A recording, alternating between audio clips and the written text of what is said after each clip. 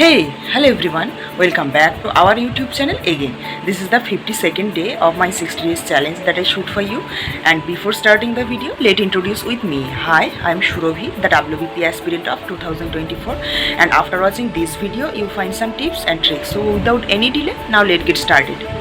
তো যেমনটা তোমরা আগের ভিডিওটা দেখেছো যে কয়েকদিন মাঠে যাচ্ছি না, আজকেও যাইনি। তো আর 2 থেকে 3 দিন পরে থেকে আবার মাঠে যাব। তো আজকের সকালে উঠেই ব্রেকফাস্ট কমপ্লিট করে নিয়ে সকালের কিছু কাজ বাজ সেরে তোমাদের সামনে ইন্ট্রোটা নিতে চলে আসলাম। আর তারপরে এখন পড়তে বসবো। তো কি পড়ছি না পড়ছি সবটাই তো তোমরা জানতে পারছো টু-ডু লিস্টের মাধ্যমে। তো চলো এখন টু-ডু লিস্ট অনুযায়ী কি পড়ি তোমাদের সাথে শেয়ার করে নেবো এই ভিডিওর মাধ্যমে। বৌদ্ধ ধর্মে গৌতম বুদ্ধের যে পার্টটা থেকে ম্যাক্সিমাম সময় প্রশ্ন আসে তোমরা তো জানোই যে গৌতম বুদ্ধের ঘট ছাড়া ঘটনাকে কি বলে, গৌতম বুদ্ধ যেখানে সিদ্ধি লাভ করেছিল জায়গাটার নাম কি, কোথায় জন্মেছিল, মানে পুরো গৌতম বুদ্ধের জীবনাংশটা পুরোটাই পড়লাম। আর জৈন ধর্মটা পড়লাম। তো পড়ার পরে মাছ কোটার জন্য ডাকলো আর ভাইকে খাওয়ানোর জন্য ডাকছিল, ওরা খাবে, আমাকে একটু ধরার জন্য ডাকছিল। তো সেই জন্য নিচে গেছিলাম, গিয়ে খানিকক্ষণ ওখানে কাজ বাজ ছাড়লাম কিছু ওদের হাতে হাতে। তারপরে এখন ওপরে এসে একটু রেস্ট নিচ্ছি, আর সেই ফাঁকে তোমাদের সাথে একটা ভিডিও ক্লিপিংও নিয়ে নিচ্ছি।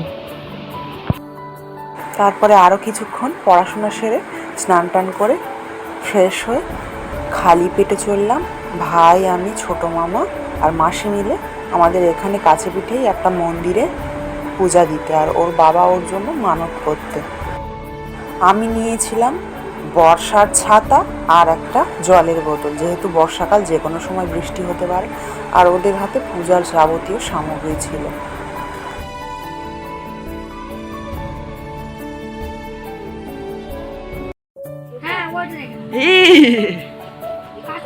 কে গো হাই করে দাও,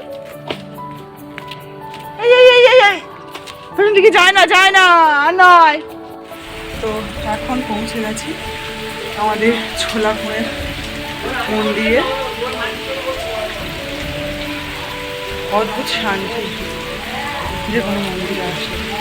আর বাইরে একটা ভোলে বাবার মূর্তি, আর ভিতরটাকে দেখাই তোমাদের। ওই যে মেন রোড, যেখানে বড় বড় গাছ দেখা যাচ্ছে।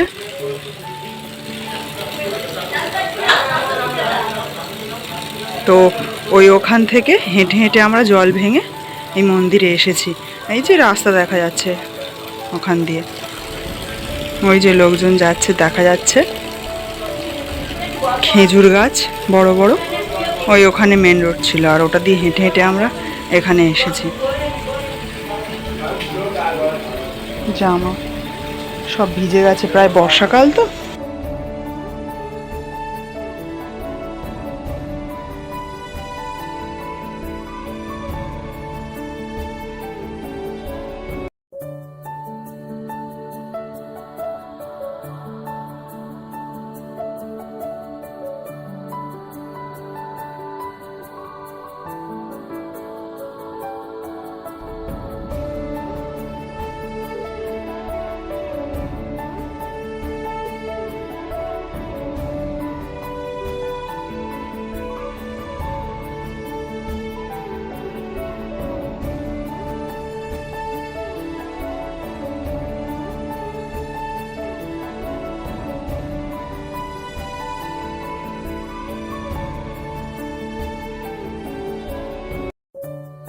তারপরে মন্দিরের চাবি চেয়ে এনে মন্দির খুলে মন্দিরের যেসব নিয়মকানুন আছে সব মেনে ঠাকুরকে ভোগ নিবেদন দিয়ে ফুল দিয়ে মনস্কামনা জানিয়ে খানিকক্ষণ ঠাকুরের কাছে বসে প্রসাদগুলো নিয়ে বাড়ি চলে আসলাম।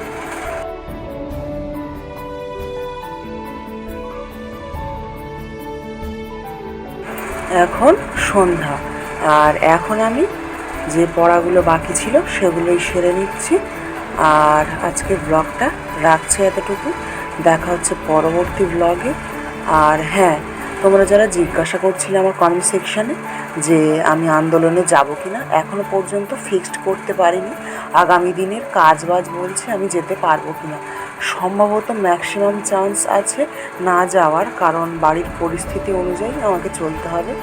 তো ব্যাস এতটুকুই বলার। তো আজকের ব্লগটা রাখছি এতটুকুই, দেখা হচ্ছে পরবর্তী ব্লগে। ততক্ষণের জন্য সবাই খুব ভালো থেকো, সুস্থ থেকো, টাটা।